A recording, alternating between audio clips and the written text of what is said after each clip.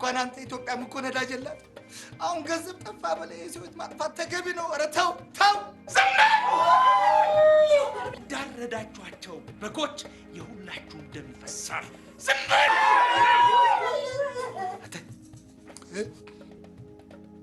ከድጅኖና ከሽጉጥ ሰው ለመግደል የቱ ይፈጥናል? ሰው ለመግደል ሽጉጥ ቅርብ ነው።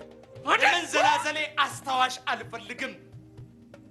ከእናንተ መካከል አደራ በልቶ የሚያውቅ ሰው አለ? የድር ገንዘብ ያየሁት እኮ አምላኬ ታማኝ በመሆኔ ነው። እኔ አደራ አልበላም። የወንድሙን ገንዘብ አብረህ በልተህ የተከራከራይ ማለት ነው። ይሁን